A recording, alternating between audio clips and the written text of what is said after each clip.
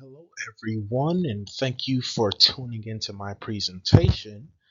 My name is Robert Kyle III, and today I'll be presenting my analysis of the film Remember the Titans through the lens of conflict resolution and negotiation, which are two core concepts that we have studied this semester.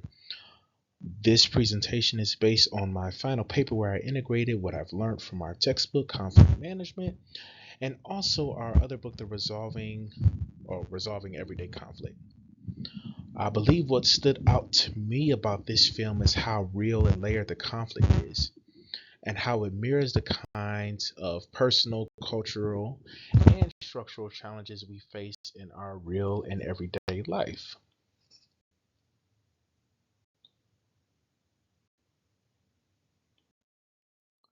Okay, on our second slide, we'll be talking about setting the stage and why I chose Remember the Titans.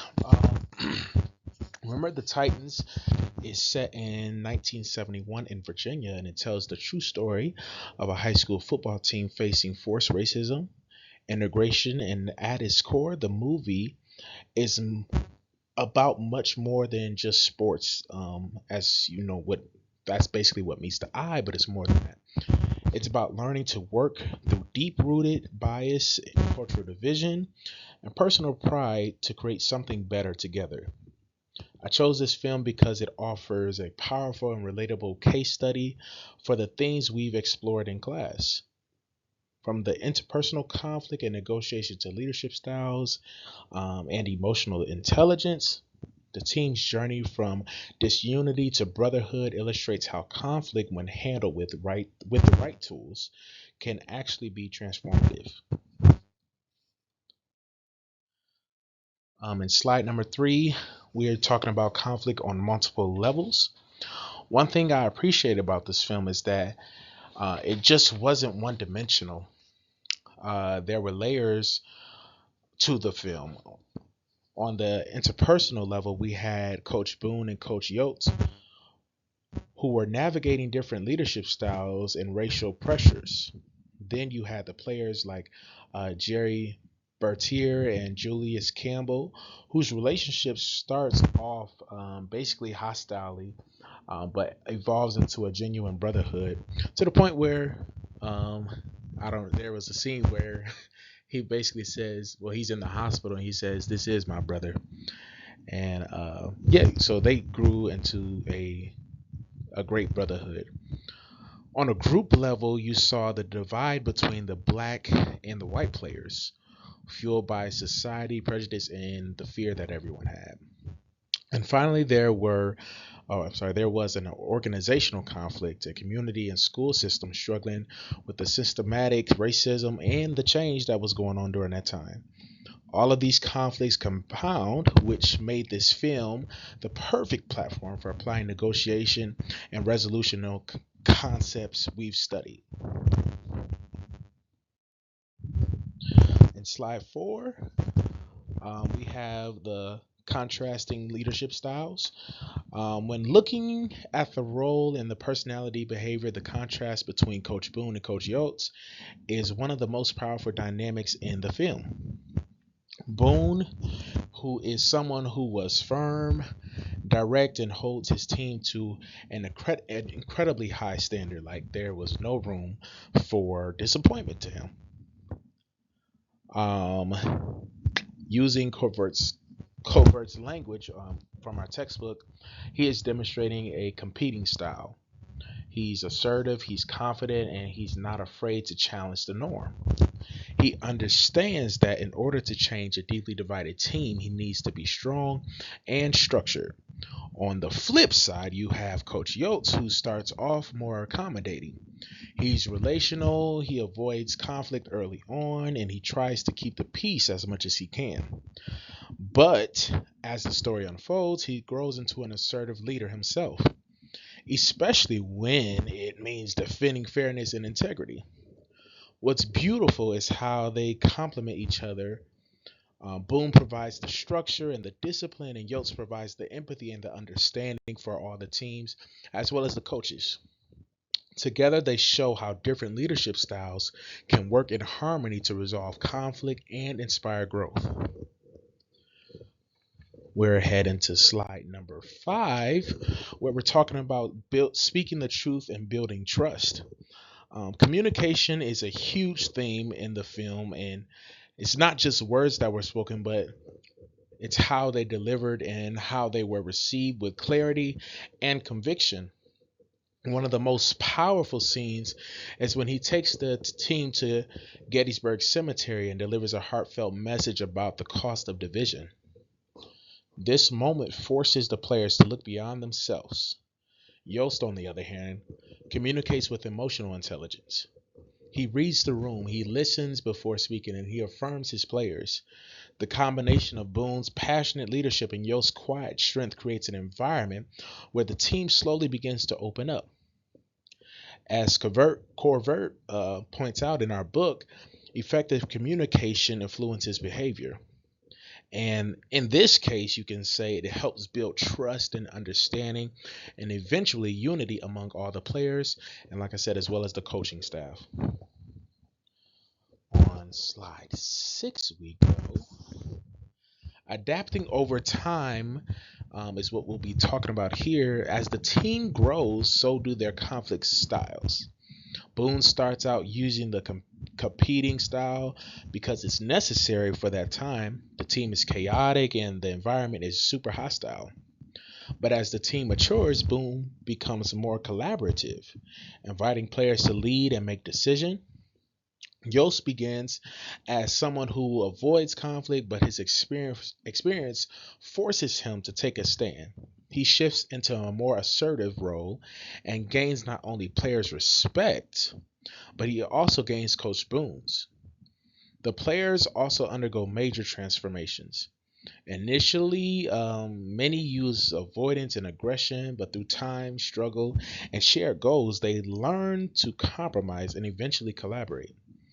The evolution reflects the Thomas Kilmann model of conflict styles, where the most effective leaders learn to flex their style based on the situation. And I think we can determine that there were many situations within the movie where stuff had to be shifted, stuff had to be understood from both parts and both aspects of each team. Sorry, not each team, but each side of the team when they were divided. Moving on to slide 7, we talk about Corvert's 5 stages of negotiation. I would say one of the most structured frameworks I applied to this film was um, the book's 5 stages of negotiation.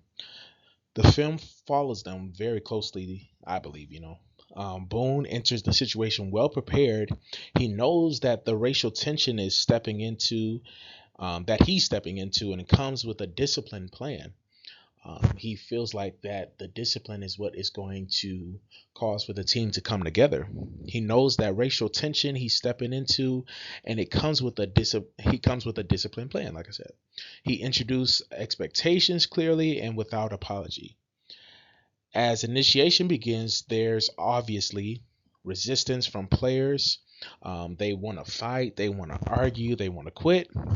Then during the opposite side of that, emotions peak when they all go to training camp. There's a scene where they go to training camp, where they're all forced to go to training camp before the season starts, so in order to gain this community and unity amongst themselves.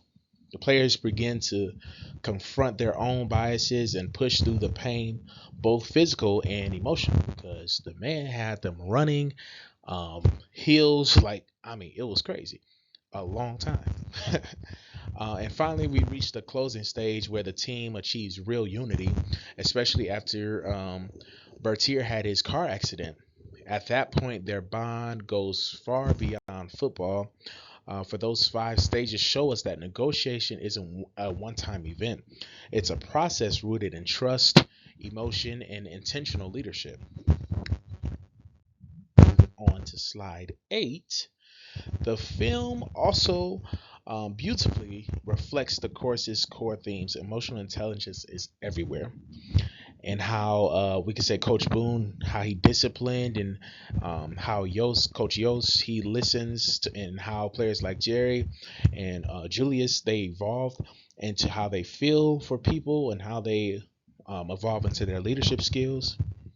I would say Sandy's 4 G's of peacemaking are deeply embedded in this story. This is something that we learned during class.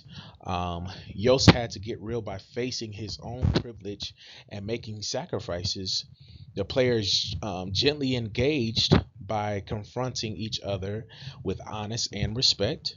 And in the end, they get together, not just to win the games, but to become like a family. I would say these aren't just the steps on paper, they are real human moments that reflect what it looks like to be a peacemaker in the middle of conflict. And I think that just goes to show that if someone desires for there to be resolution, conflict to be solved, negotiation to be going forward, then that just goes to show that people are willing and they have to put in the work. Moving on to our last slide, I can tell you what I've learned. Remember, the Titans taught me that conflict isn't something to avoid. In fact, it can be one of the most powerful tools for growth when handled with courage, growth, empathy. Whether we're in leadership roles or we are navigating our family struggles or serving in our communities, I will say the concepts from our book offer practical guidance. We all have potential to be bridge builders and to listen with care and to lead with integrity, also to love through our actions. But like I said, it does take work, it takes humility, and it also takes a willingness to engage, with even when it's hard, that's the biggest lesson I'm taking away from this movie. I've been watching this movie since I was a kid, so kind of know it like the back of my hand. But I'd never really looked at it in this way, as far as going with conflict resolution or negotiation. So I think that this process and this project was able to show me that like you can literally find it in every situation, everything that you see in your everyday life. So I am grateful to that. And if you have not seen the movie, remember the Titans, you should really go see it because it's going to be good for you. All right. Thank you.